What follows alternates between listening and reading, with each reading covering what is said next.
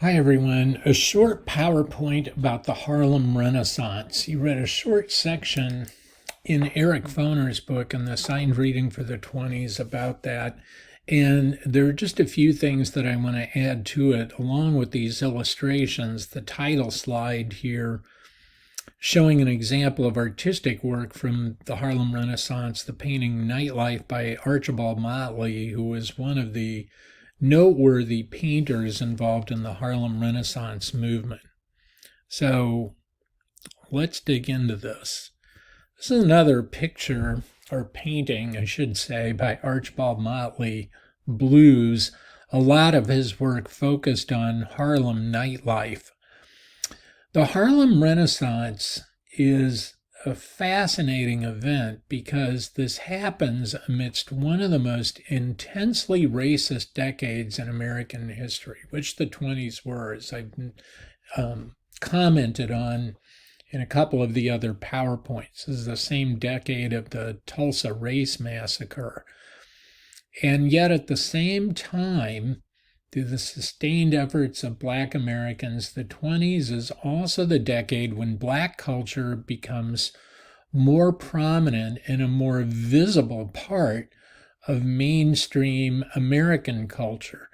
And this happens in part because of the Harlem Renaissance, which is this tremendous outpouring of art, literature of all sorts, fiction, poetry, but also art, as I mentioned, and music, much of it centered in the Harlem neighborhood in New York City. And this becomes part of mainstream American culture where it was extremely popular. And it's remarkable that this happens amidst all the racism of the 20s and is happening at the same time as the revival of the Klan that we've talked about previously.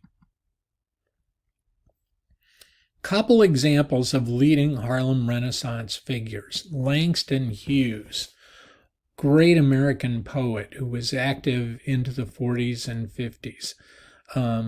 Hughes was a closeted gay man, and his poetry celebrated popular music of the 1920s in a variety of ways. He dealt very frankly with racism in his poetry. His musical tastes were quite broad, liked everything from classical music to jazz and emerging blues music.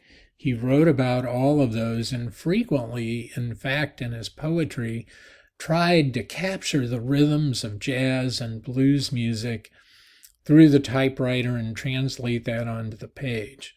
This is the same thing that the beat writer Jack Kerouac's going to talk about in the 1950s, when Kerouac's favorite musician was the great jazz saxophone player Charlie Parker. And Kerouac said, "I want to be to the typewriter what Charlie Parker is to the saxophone." Well, Langston Hughes was ahead of Jack Kerouac in that same approach, kind of capturing some of these rhythms from the music he loved and the emergent music of the 20s and infusing that into his poetry. Another key figure from the Harlem Renaissance I want to mention, Zora Neale Hurston.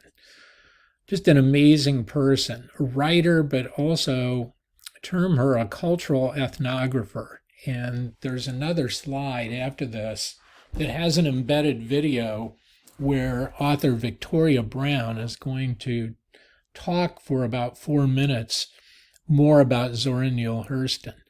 I guess she's probably best known for her book, Their Eyes Were Watching God, which Oprah Winfrey repopularized several years ago and was adapted as a film.